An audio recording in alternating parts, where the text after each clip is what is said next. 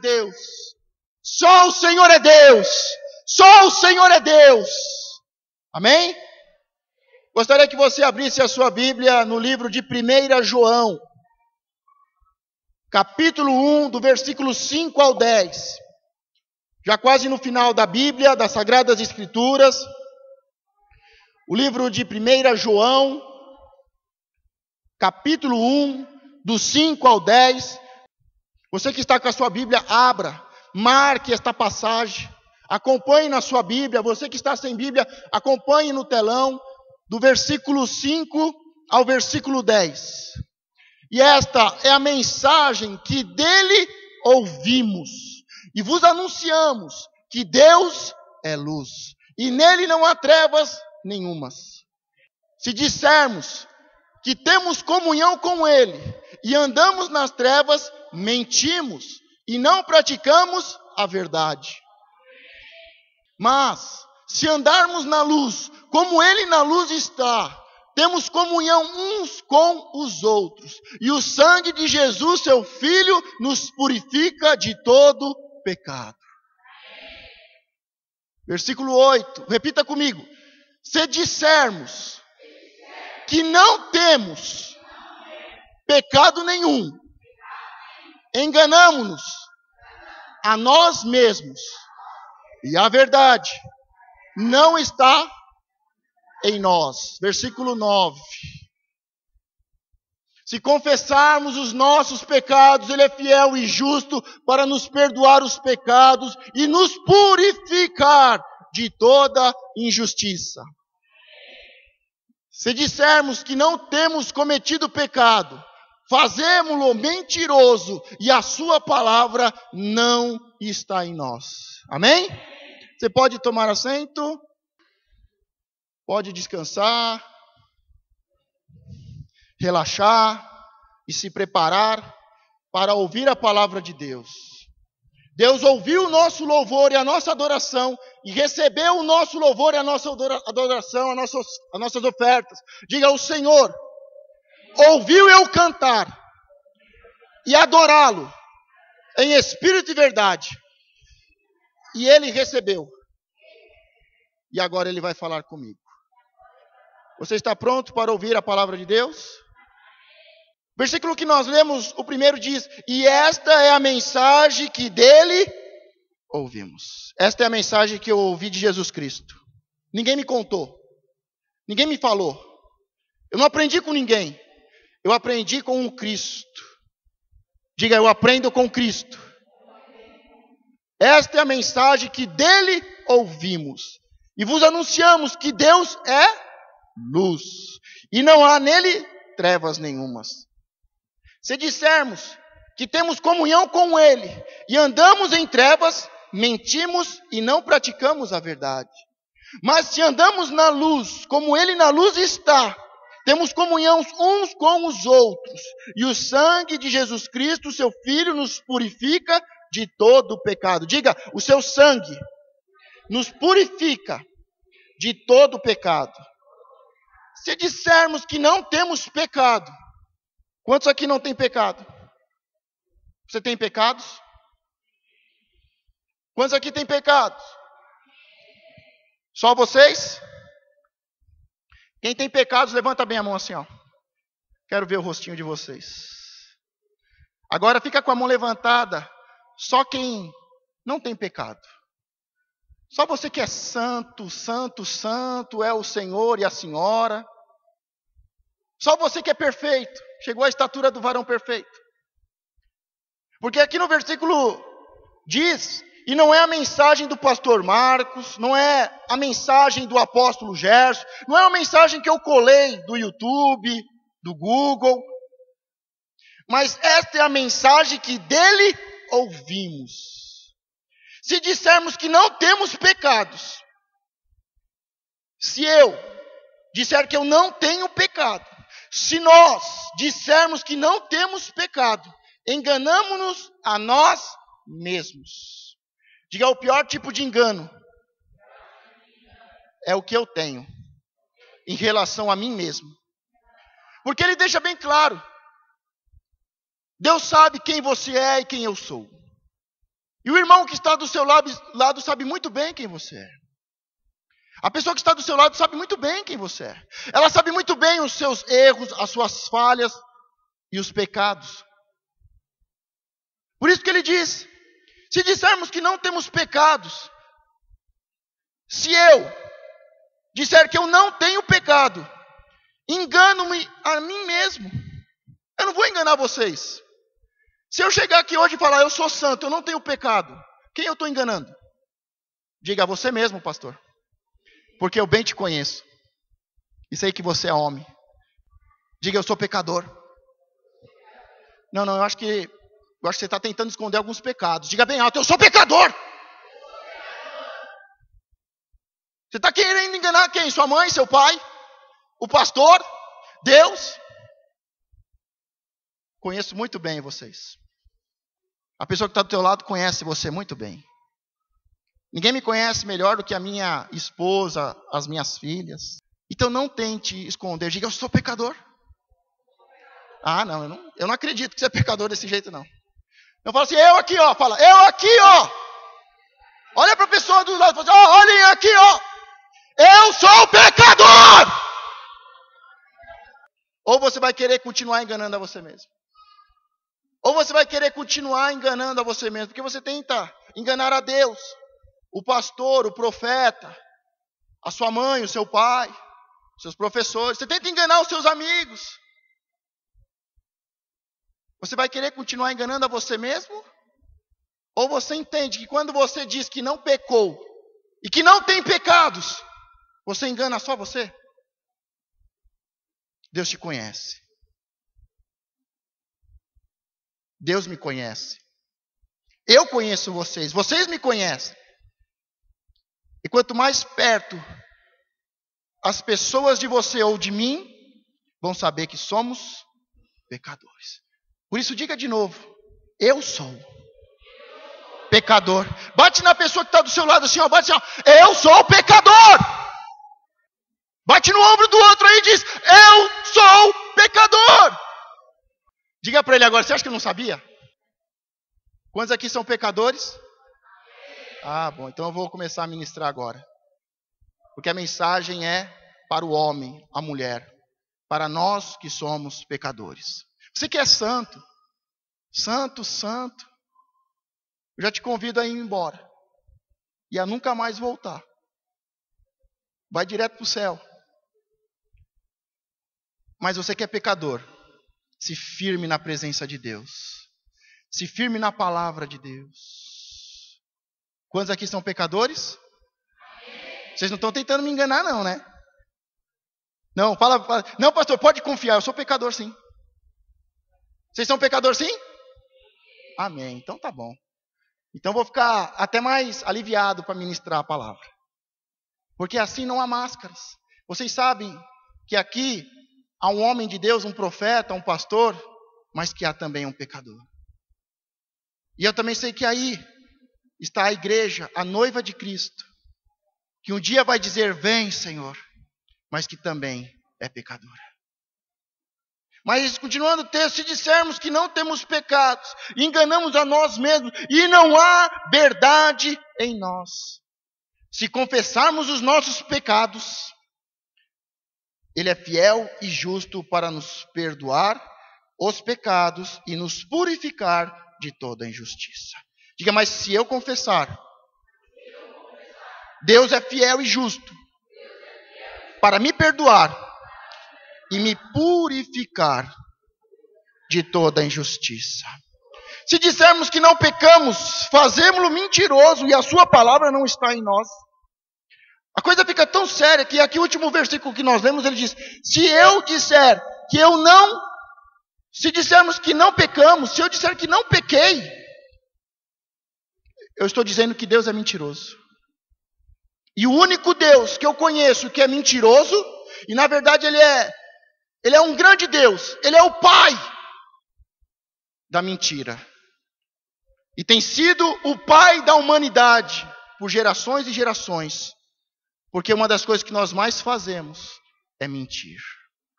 E toda vez que eu minto, eu estou dando um decreto no mundo espiritual de identidade como filho do diabo.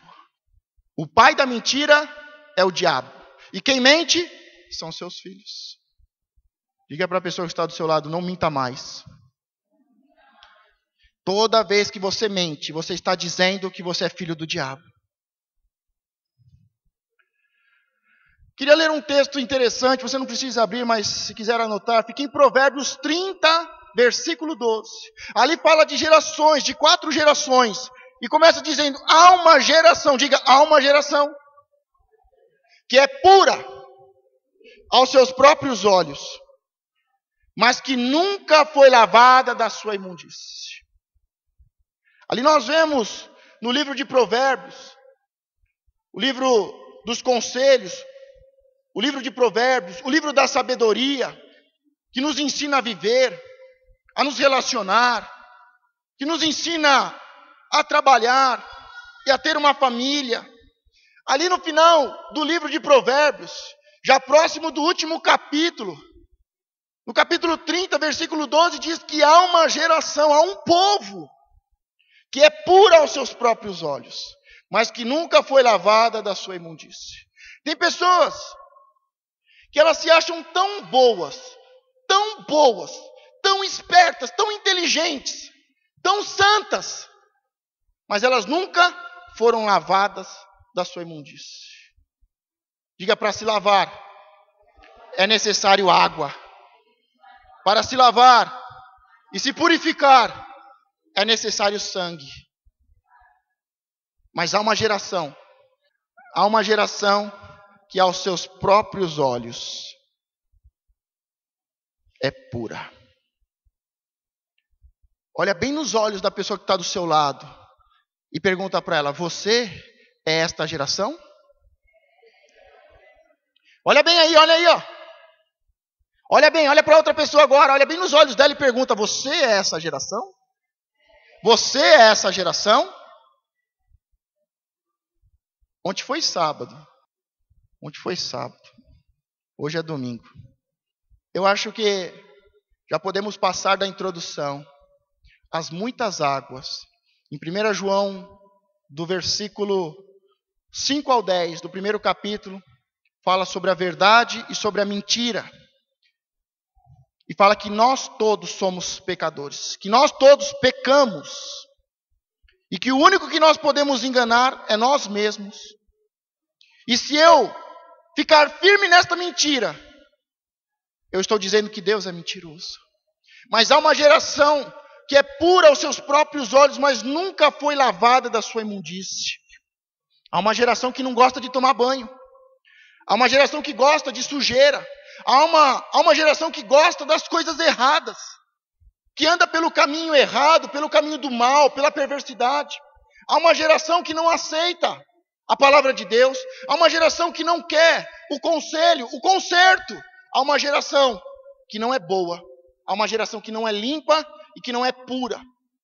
É suja, é imunda, é porca, é imunda.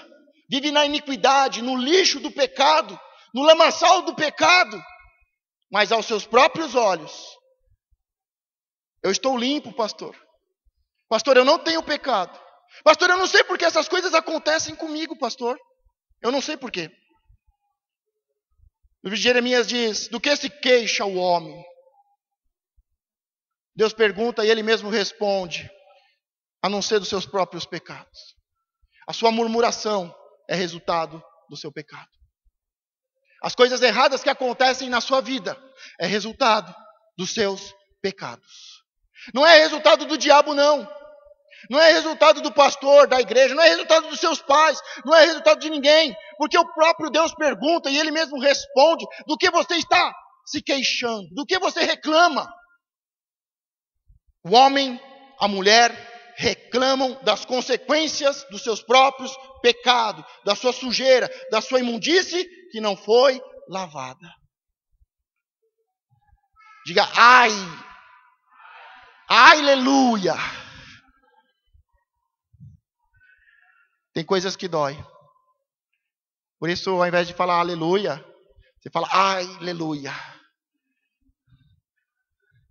Porque tem coisas que começam com muita dor, com muita maldição, com muita tristeza, com muita miséria, ruína, destruição, com muitas famílias arrebentadas, gerações destruídas.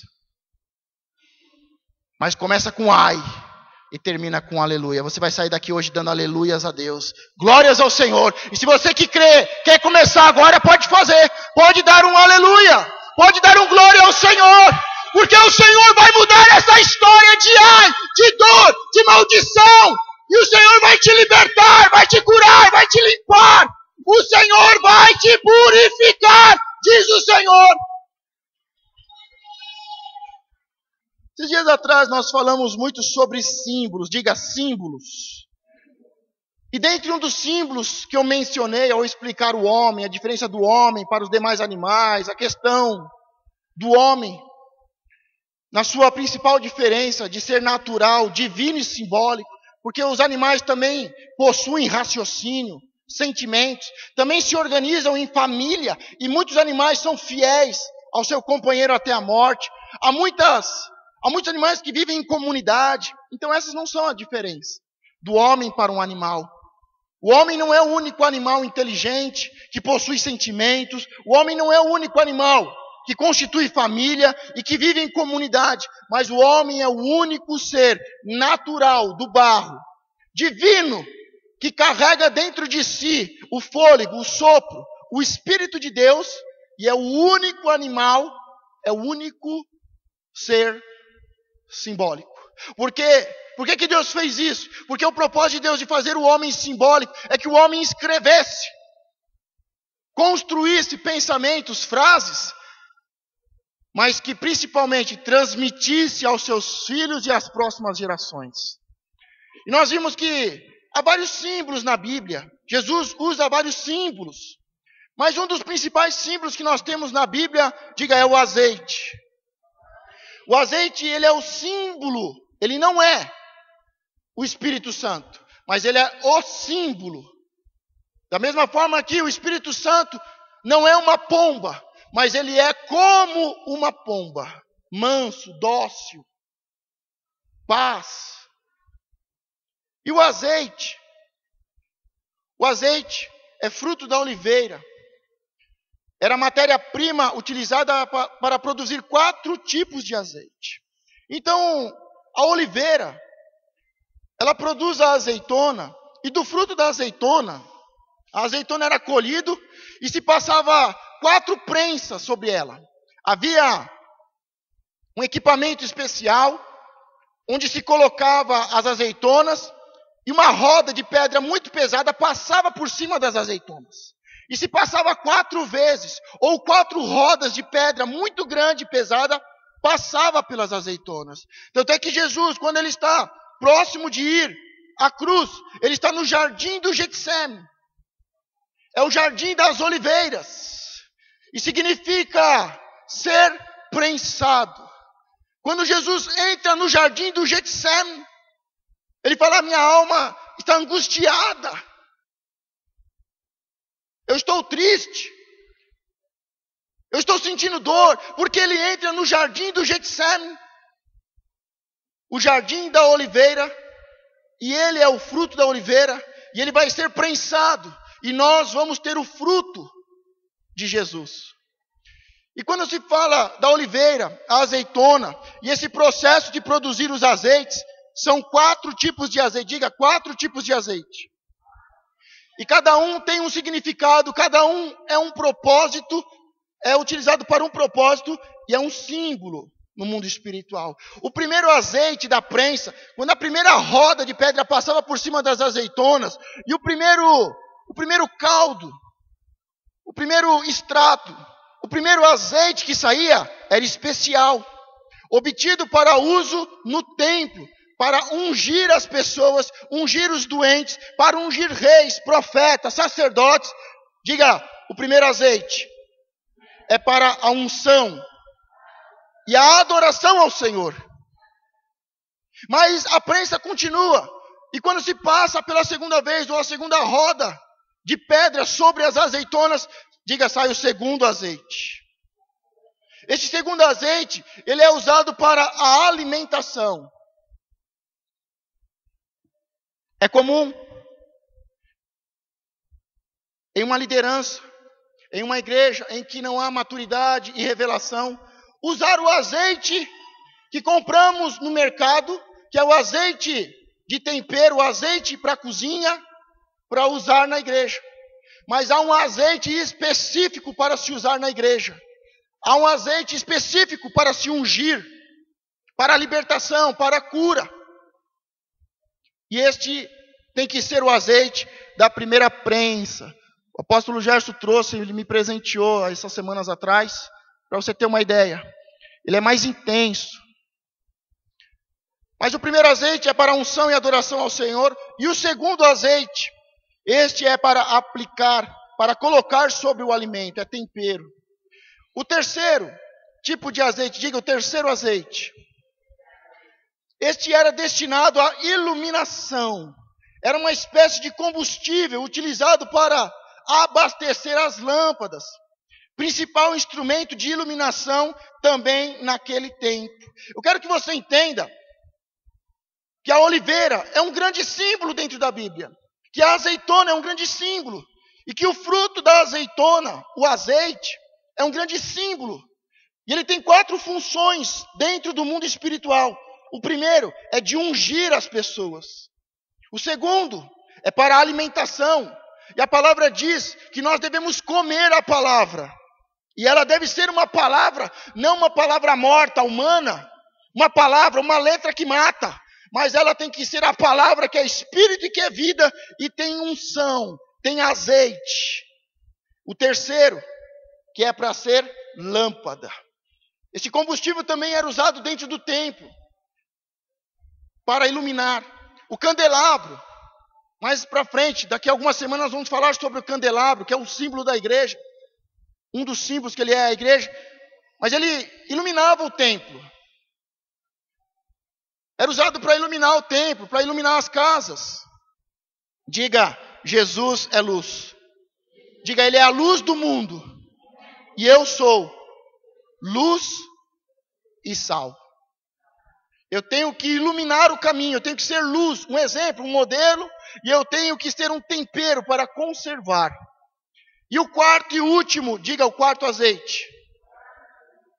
E é dentro desse que nós vamos decorrer a mensagem. O quarto azeite, misturado ao farelo da azeitona, uma massa de resíduo final da prensagem, que era utilizado para fabricar sabão. Diga, sabão.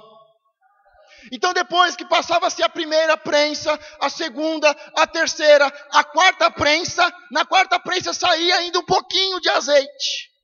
E esse azeite misturado com as azeitonas se fazia uma pasta. E esta pasta era para o sabão. Diga, sabão. Em Malaquias 3:2, gostaria que você agora abrisse o texto nessa passagem, porque ela traz a divisória do que estamos fazendo até aqui. Falamos sobre o pecado, falamos e confessamos que pecamos, falamos sobre a mentira e sobre a verdade, e uma geração que é pura aos seus próprios olhos. Mas o Senhor sabe qual é a área da minha vida que está suja, imunda, e qual é a área que está santa. E nós devemos ter uma vida plena em todas as áreas em santidade. Malaquias 3:2. Mas quem suportará o dia da sua vinda? Diga, eu não. Ou você suporta a vinda do Senhor? Ou você aguenta o julgamento, o peso da ira e da vingança do Senhor? Porque o dia final é um dia muito triste para aqueles que estão sujos. Mas quem suportará o dia da sua vinda? E quem subsistirá quando ele aparecer? E quem subsistirá? Quem consegue se manter de pé? Quem consegue se manter vivo diante do Senhor? Porque ele será como o fogo, diga o fogo, amém, do ourives, e como o sabão, diga, sabão, dos lavandeiros. Diga, o Senhor, Ele é o sabão dos lavandeiros. Então aqui nesse versículo está falando que Jesus vai vir. Diz, quem pode suportar a vinda do Senhor? Quem pode se manter de pé ou vivo diante do Senhor? E diz que Ele é como o fogo que purifica.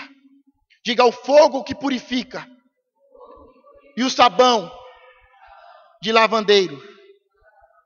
Quando João Batista, você que está vindo nas últimas mensagens, nas últimas 3 semanas, as coisas estão começando a se encaixar. As coisas estão começando a descer a revelação para você.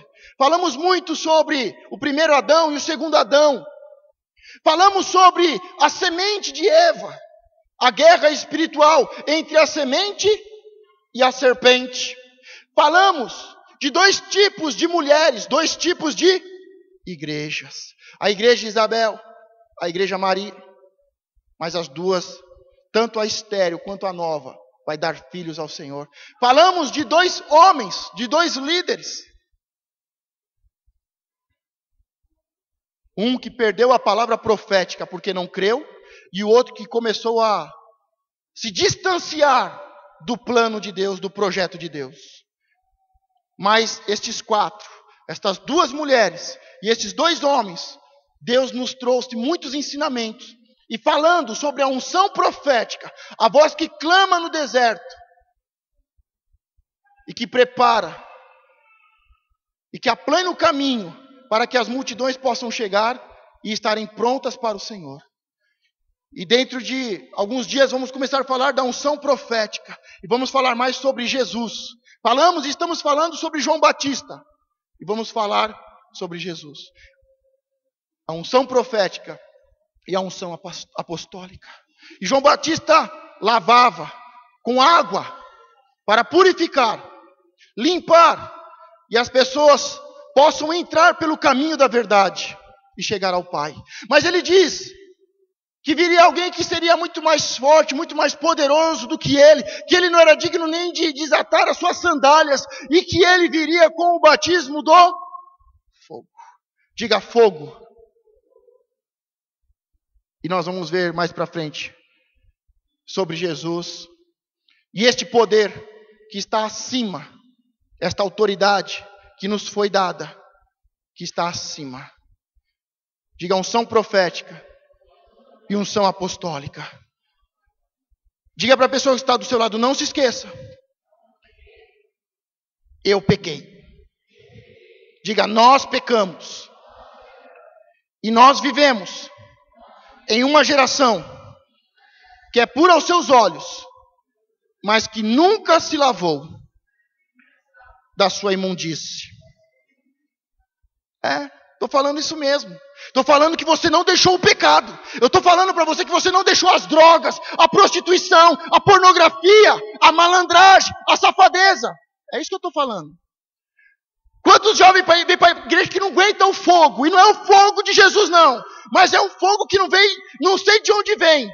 Se vem do inferno, de onde vai. Porque não pode ver um menino, não pode ver uma menina. Nunca se lavaram da sua imundície, da sua pornografia, da sua sensualidade, da sua infidelidade, da sua miséria. É isso que eu estou falando mesmo. Não está gostando? Não vou mudar a mensagem, porque essa mensagem não é minha. Mas é a mensagem que eu ouvi dele, de Jesus.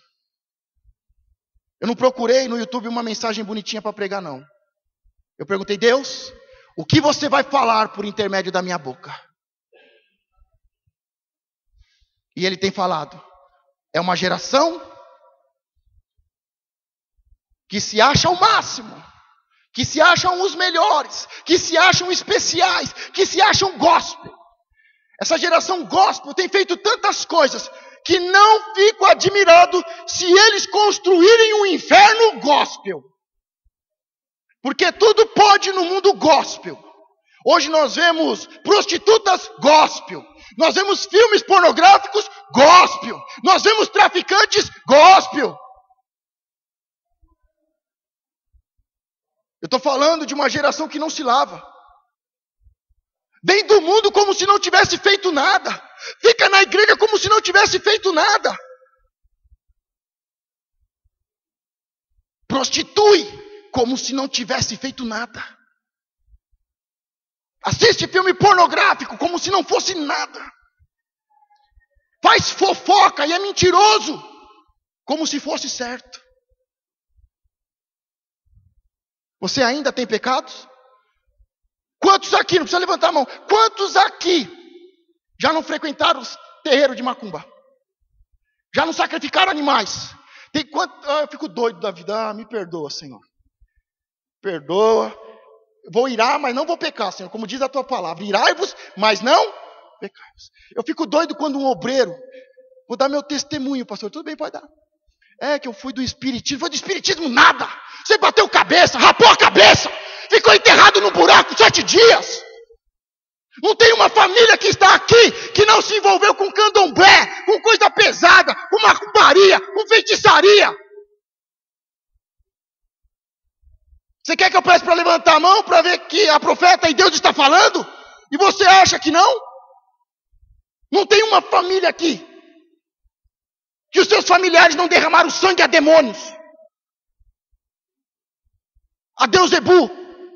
E eu vim do espiritismo. Que espiritismo? Espiritismo e qualquer coisa é tudo mesmo lixo, é tudo mesmo demônio.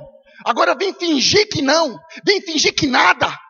Nossas mãos têm sangue de inocente, de animais, tem sangue de aborto, de homicídio. E nós somos puros, pastor. Levantamos as mãos santas. Santas aonde, meu irmão? Que sua mão tocou essa semana? Onde você colocou a sua mão essa semana? Você ainda é o pecador que eu estava falando no começo? Você ainda é o pecador que Deus está ministrando? Porque se não doer no seu coração e houver arrependimento de verdade, nós somos a geração pura aos nossos próprios olhos. Quando ministrava o curso na igreja sede, tinha mais ou menos 40 líderes. Eu falei assim, olha, só estamos entre nós. Para que vocês tenham uma ideia de como a igreja está.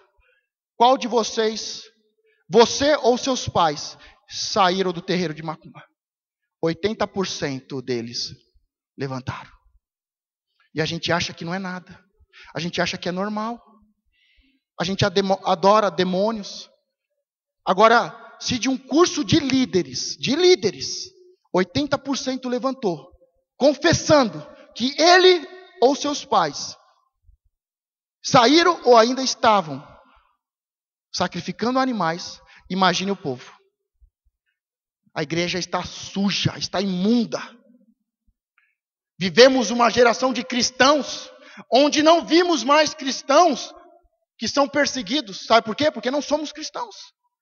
Não existe mais cristãos que são zombados, porque não somos mais cristãos. Nós somos a geração igual eles. Sujo que nem eles. A diferença é que eles estão lá na sujeira e eles confessam. E nós estamos aqui no meio de um lixo, de uma podridão enorme. É com você que Deus está falando? Eu vou deixar bem claro, no começo Deus mandou entregar uma palavra para uma pessoa. Mas essa palavra aqui é para todo mundo. Deus está falando comigo, está falando com você?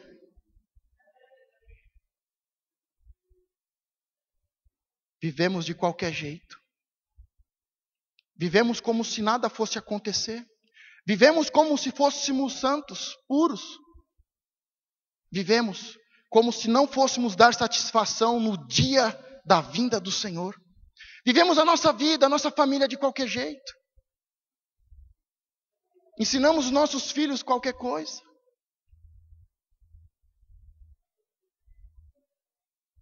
Você quer se lavar de verdade? Você quer se limpar de verdade? Mas quem suportará o dia da sua vinda? E quem subsistirá quando ele aparecer? porque ele será como fogo de ourives e como o sabão dos lavandeiros. Diga ao Senhor, Ele é o sabão de lavandeiro. Ele foi esmagado, ele foi triturado, para que dele saísse o azeite. E do azeite nós fôssemos povos separados, ungidos, para que nós tivéssemos alimento espiritual, saudável, ungido, para que nós tivéssemos luz e para que nós fôssemos lavados. Diga, Senhor, tem misericórdia de mim. Diga, Senhor, me lava, me purifica, Senhor. Quando nós vemos no livro de Êxodo 19, do versículo 10 ao 11, diz: disse também o Senhor a Moisés, diga, Moisés, amém, vai ao povo e santifica-os hoje e amanhã, e lavem eles as suas roupas. Disse também o Senhor a Moisés, vai ao povo e santifica-os hoje e amanhã, e lavem eles as suas roupas, e estejam prontos para o terceiro dia. Portanto, no terceiro dia o Senhor descerá diante dos olhos de todo o povo sobre o Sinai. Diga, Moisés é um profeta muito louco. Eu vou, só para você, não esqueça, Moisés está onde? No deserto. Diga, no deserto. Diga, não tem água. Diga de novo, Moisés está no deserto, com um numeroso povo. Mas Deus diz para Moisés, e Moisés vai e diz para o povo: vamos nos preparar, porque o Senhor quer falar com cada um de vocês. O Senhor vai falar com cada um de vocês. O Senhor vai falar aos olhos de todos e vai falar com cada um de nós. Vamos nos preparar, assim diz o Senhor, e eu estou aqui para dizer: se prepare, se santifique, se lave, porque o Senhor vai se apresentar daqui 3 dias aos olhos de todos, e vai falar com todos. E Deus dá as instruções: olha, fala para que ninguém se aproxime do Monte Sinai, porque o Monte Sinai deve ser separado, demarcado, e ele é santo, porque eu vou descer sobre o Monte Sinai, todo o povo vai me ver e vai me ouvir. Diga, todos vão vê-lo e ouvi-lo. E o povo no deserto, sem água, eles lavam as suas vestes e eles se preparam para ouvir Deus falar. Quantos querem ouvir Deus falar? Você tem certeza que você quer ouvir Deus falar? Não se esqueça que o versículo de Malaquias diz: quem suportará a vinda do Senhor?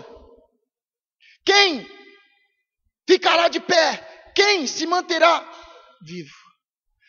Eu não sei, mas hoje nas igrejas gospel, as pessoas chegam: tive uma experiência com Deus. Dá o seu testemunho, como é que foi? Ai, foi maravilhoso, ai, que glória, meu Deus. Mentira. Todos os homens da Bíblia e mulheres da Bíblia, quando tiveram uma experiência com Deus, diz: eu vou morrer. Ninguém aguenta o peso da glória. Quem suportará a vinda do Senhor? Isso tudo é mentira. Isso tudo é mentira dessa geração porca. Tive uma experiência com Deus, pastor. Deus falou comigo, pastor.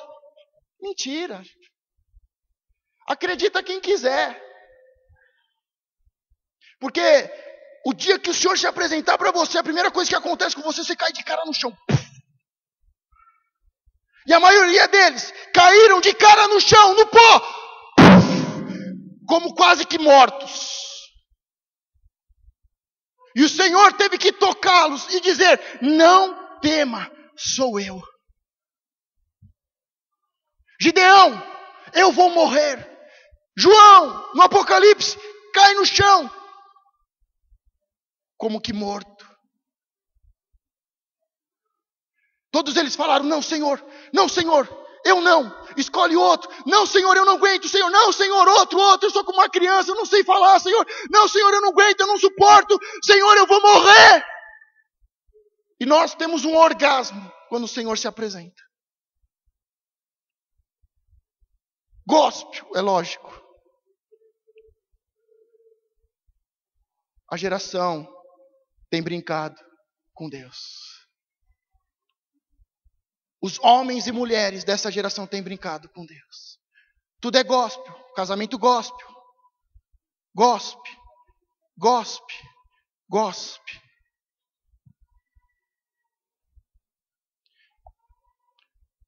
No versículo de Êxodo 20, 19 diz: e disseram a Moisés: fala tu conosco e ouviremos, e não fale Deus conosco,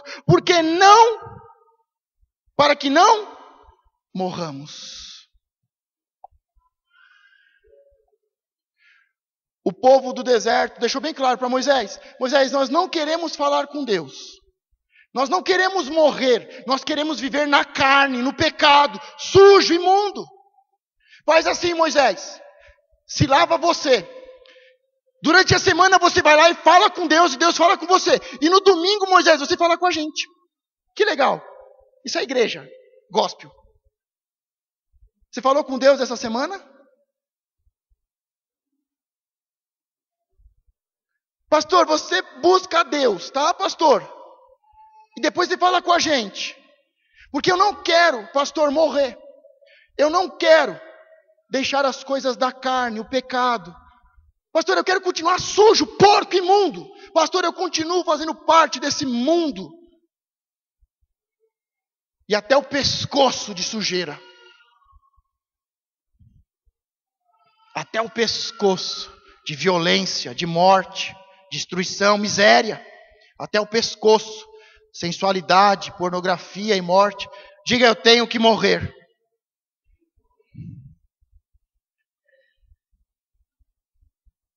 Você prefere o quê?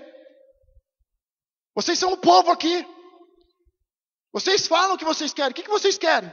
Vocês querem que eu busque a Deus e fale o que Deus fala, ou vocês querem buscar a Deus? Então morre para o eu. Morre para a carne. E comece a buscar ao Senhor. É muito forte quando Deus se apresenta. É muito forte quando Deus se manifesta. Não é um prazer, não. Não é um prazer, não é um orgasmo, não é nada gospel. É um temor tão grande, um temor, um respeito, uma honra. É algo tão grande que nos coloca no chão. E nos faz lembrar que somos pó. E que devemos morrer para o eu e para a carne. Mas, se você preferir, eu faço que nem Moisés. Todo domingo eu estou aqui em nome do Pai, do Filho, e vou falar o que Deus fala. Agora, se você quiser ser diferente, você está diante de uma porta e uma oportunidade.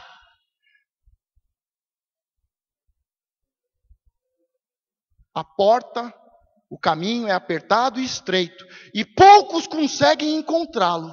E eu nesta noite estou colocando você diante da porta para que você possa entrar. Diga: pastor, eu quero entrar, pastor. Eu sei que você não está vivendo essa vida porque você quer. Eu sei que você tem procurado, tem buscado. Eu sei que alguns até desistiram de procurar essa porta que leva ao Pai. De percorrer esse caminho que é a verdade que liberta. Mas você não pode desistir de entrar por essa porta. Você não pode continuar do mesmo jeito. Quando nós vemos Jesus agora no livro de João, capítulo 9, do versículo 5 ao 7. Então, enquanto Jesus falando, enquanto estou no mundo, sou a luz do mundo. Diga: Jesus é a luz. Tendo dito isso, cuspiu na terra e com a saliva fez lodo e untou com o dedo os olhos do cego. E disse-lhe: vai, lava-te no tanque de Siloé, que significa o enviado. Foi, e lavando-se, e voltou vendo. Diga: é um grande milagre poder ver e poder caminhar direito. Nós vemos que Jesus fez muitos milagres, mas alguns milagres, eles causaram muitos problemas. O caso deste cego não é um cego qualquer, mas é um cego de nascença. Diga, é um cego de nascença. Pastor, por que cego de nascença você está falando isso? Porque é um símbolo de crentes que nasceram cegos. Que foram para a igreja, se entregaram ao Senhor, mas nasceram cegos. Falta algo natural, falta algo sobrenatural. E este cego de nascença, ele recebe um milagre sobrenatural. Não é simplesmente os seus olhos se abriram. Porque para o judeu, quando uma pessoa nasce com uma deficiência, como no caso desse cego, ele nasceu cego. Isso significa que Deus colocou um decreto de maldição quando ele nasceu. Dentro da cultura judaica, quando uma pessoa nasce com um problema, no caso, nasce cego, significa que Deus deu um decreto e que ele nasceria maldito. E que ninguém poderia desfazer este decreto que Deus deu, a não ser o próprio Deus. Então, quando Jesus cura este cego, você acompanha o texto na sua casa e você vai ver que vira um inferno.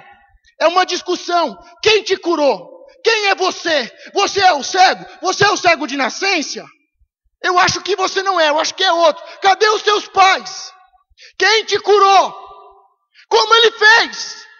Porque eles não conseguem entender como é que um cego de nascença, que nasceu debaixo de um decreto de maldição de Deus, e uma pessoa, no caso, o nosso Jesus Cristo Salvador, o Deus Filho, quebra esse decreto. Onde só Deus poderia quebrar esse decreto. É um milagre sobrenatural, que dá visão, mas não é qualquer visão. Está dizendo que Jesus Cristo é o próprio Deus, que muda decretos.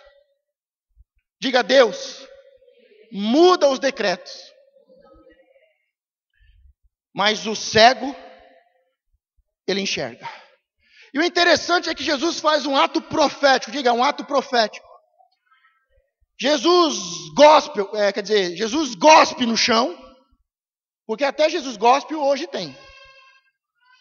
Tem Jesus o revolucionário, tem Jesus o psicólogo, tem Jesus o empresário, tem Jesus o babá, tem Jesus o babaca, tem de tudo.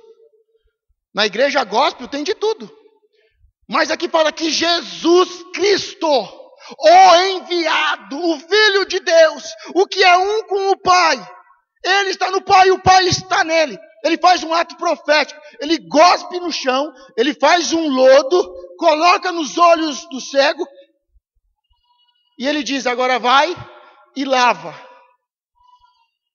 Diga, o Senhor mandou o cego, de nascença, se lavar. E o cego vai lá, lava as mãos, lava o rosto. E quando ele tira o barro, tira o guspe, ele não é simplesmente um crente gospel, mas ele foi totalmente transformado. Diga, é um milagre genuíno. Diga, é isso que eu preciso. Não é uma emoção que você precisa, não é uma sensação, não é um prazer. Você precisa de algo que mude a história, mude os decretos. Diga, Senhor, é este milagre que eu vim buscar. Quantas pessoas cegas dentro da igreja. Quantos cegos guiando outros cegos. Quantas maldições hereditárias. Quantos que estão nascendo dentro de um cristianismo podre, de um cristianismo gospel. Quanta maldição hereditária. Quantos filhos que vamos gerando cegos, e cegos vão gerando cegos, e uma multidão cega gera outra multidão cega, que não consegue ver os seus pecados. Uma multidão cega se acha santa. Uma multidão cega se acha puro, santo. Uma multidão que nunca se lavou, mas que se acha puro. Em 2 Reis 5, do 10 ao 14. Então Eliseu lhe mandou um mensageiro dizendo: vai e lava-te, diga, lava-te, 7 vezes no Jordão. Amém? E a tua carne será curada e ficará purificada. Diga, curado e purificado. Vocês conhecem a história de Naamã? Naamã é um grande homem, porém leproso. E uma menina, criança e escrava, fala para ele dos profetas, fala para ele do Deus de Israel. E ele se mobiliza, ele sai do seu país e ele vai até Israel, até o profeta, porque ele quer ser curado. Não adianta ser um grande homem, não adianta ser uma grande mulher, não adianta ter conquistas, não adianta ter prosperidade, não adianta conquistar o mundo e perder a sua família, não adianta ter tudo, mas ser leproso, maldito. E ele sai do seu país e vai até Jerusalém, Israel, se encontrar com o profeta, porque uma menina disse: se o Senhor se encontrasse com o profeta, saberia que em Israel há Deus. E ele vai junto com os seus servos, com uma comitiva, ele faz uma longa viagem, e quando ele está chegando, o profeta fica sabendo, mas o profeta simplesmente libera uma mensagem. Diga, uma mensagem. Diga, uma mensagem. Diga, uma palavra. E Naamã vem com seus servos, e quando ele está chegando perto da casa do profeta, o profeta chama o seu moço, o seu discípulo, e diz: vá até Naamã e diga para ele mergulhar 7 vezes no Rio Jordão. E a palavra diz que Naamã ficou muito indignado. Diga, tem palavras, tem mensagens que me deixam indignado. Espero que essa seja uma. Espero que esta mensagem seja uma das mensagens que deixa os malditos indignados. Você está indignado? Eu estou fazendo de tudo para você ficar indignado. De tudo. Estou conseguindo? Estou conseguindo? Vou me esforçar mais. Mas eu quero deixar aqueles que estão cegos e sujos com a lepra, com a maldição, indignados com essa palavra. Eu quero que você fique indignado. Daqui a alguns dias a gente se encontra e fala: ó, pastor, não é por nada, mas aquela palavra lá, olha, fique indignado, pastor. Eu tenho uma meta: te deixar indignado. Então Eliseu lhe mandou um mensageiro dizendo: vai e lava-te 7 vezes no Rio Jordão, e a tua carne será curada e ficarás purificado. Diga, purificado. Porém Naamã muito se indignou e se foi dizendo, murmurando: eis que eu dizia comigo mesmo. Naamã pensava, ele dizia consigo mesmo: certamente ele sairá, pôr-se-á em pé, e invocará o nome do Senhor seu Deus, e passará a sua mão sobre o lugar, e restaurará o leproso. Você quer ser curado, mas você quer ser curado do seu jeito. Você quer ser limpo, mas quer ser do seu jeito. Não, pastor, igreja é desse jeito, viu, pastor? Ofertas e dízimos, pastor, é desse jeito, viu, pastor? A ceia, pastor, o batismo é desse jeito, viu? Tem pessoas que dizem consigo mesmo. Ele vem para a igreja e vem pensando consigo mesmo: eu vou chegar lá, o profeta, o homem de Deus vai estar sobre a porta, ele não só vai ungir, mas ele vai soprar, ele vai cuspir, eu vou cair, vou ter um prazer gospel, e eu vou levantar curado, como um passe de mágica.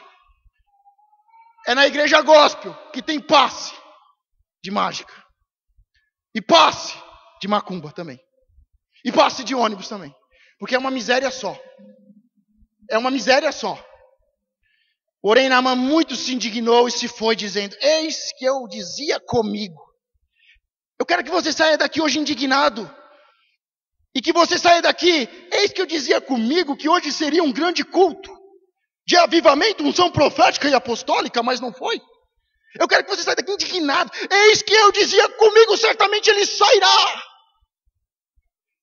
O doente quer um encontro. O doente é carente. Ah, se o pastor não falar comigo, é necessário um encontro. Eis que eu dizia comigo, certamente ele sairá, pôr-se-á em pé, invocará o nome do Senhor, vai ter um retetê, invocará o nome do Senhor, e passará a sua mão, e sobre o lugar, e restaurará o leproso. Diga, não é do meu jeito, é do jeito que Deus manda. O meu papel aqui é trazer a mensagem para você. Não é do meu jeito. Eu como profeta só estou entregando a mensagem. É do jeito que Deus quer. Diga, é do jeito que Deus mandou. Então chegaram-se a ele os seus servos e lhe falaram e disseram: meu pai, se o profeta te dissesse alguma grande coisa, porventura não a farias? Porquanto mais, dizendo-te ele, lava-te, ficarás purificado. Olha o que os servos, os amigos, os filhos de Naamã, os seus discípulos dizem: pai, se o profeta tivesse te pedido algo muito grande, você não faria?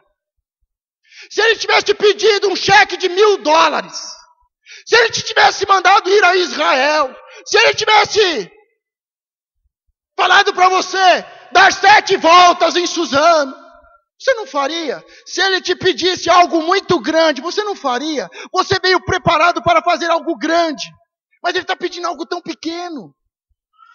Diga, o profeta de Deus. Diga, o profeta de Deus pede algo pequeno e algo simples para que Deus possa fazer grandes coisas. Você pode aplaudir a esse Deus que faz grandes coisas? Então desceu e mergulhou no Jordão 7 vezes. Diga, 7 vezes. Amém. Conforme a palavra do homem de Deus, e a sua carne tornou-se como a carne de um menino e ficou, diga, purificado. Eu quero deixar uma coisa bem clara para você. Sabe o que te deixa purificado? Não é o Rio Jordão. Não é o mergulho. Não são os 7 mergulhos. Sabe o que te purifica? Pergunta, alguém sabe? É ouvir a mensagem e obedecer. Tão simples. Frequentar a igreja de Deus. 10%. Se casar de verdade, ser transparente, adorar em espírito e em verdade. Simples. Pedir alguma loucura para alguém aqui? Pedir algo grande para alguém aqui? Ouvir a mensagem e obedecer. Naamã poderia ter parado no 4º, no 5º, no 6º mergulho, como a maioria dos gospel faz. Agora um crente de verdade obedece, porque a questão não é a obediência, a questão é a fidelidade aos detalhes. Tem pessoas que Deus fala, mergulha 7 vezes, de cabeça, viu? Aí ele mergulha de pé. Ele mergulhou 7 vezes ou não? Diga, mergulhou 7 vezes. Ele não obedeceu, mas não cumpriu os detalhes. É os detalhes que fazem a diferença. É os detalhes que faz você romper de ouvir e obedecer para ser fiel do jeito que Deus quer. Quantas coisas Deus já falou, quantas coisas Deus já ordenou, quantas coisas Deus já pediu e nós fizemos, quando fizemos de qualquer jeito, em obediência ao Senhor, mas sem fidelidade. Quero perguntar, para nós encerrarmos, quantos aqui ainda são pecadores? Pecaram? Quantos pecaram? Diga, eu faço parte de uma igreja profética e apostólica. Toda a igreja profética realiza atos proféticos e toda a igreja apostólica conquista e governa sobre um território. Toda a igreja profética lava, toda a igreja apostólica redime. Toda a igreja profética desce as águas. Toda a igreja apostólica sobe aos altos montes. Toda a igreja profética se lava com águas. Toda a igreja apostólica se lava com o sangue. Dentro dos ministérios, na Bíblia diz que o ministério de profeta e de apóstolo são especiais. São mais especiais do que evangelista e o pastor mestre. Porque o papel e a função do profeta e do apóstolo é edificar a igreja de Cristo. Deus tem nos dado uma unção profética e apostólica. E vai começar a derramar. Porque Ele não vai colocar a sua unção em um vaso sujo e para vergonha. Mas Ele já tem nos dado a unção profética. E a unção profética e apostólica é para edificar a igreja de Cristo. Pastor, mas eu não profetizei essa semana na igreja. O apóstolo diz, não seja ignorante em relação aos ministérios e dons. Diga para a pessoa que está do seu lado, não seja ignorante. O ministério profético e apostólico, os ministérios e os dons dados por Deus, é para ser usado fora da igreja, não dentro da igreja. Se hoje você profetizar aqui dentro, amém. Mas é amanhã lá no seu serviço que você tem que ser o profeta. Você tem que ir lá no seu serviço e dizer, o Brasil está em crise. Todas as áreas estão em crise, é uma corrupção no país.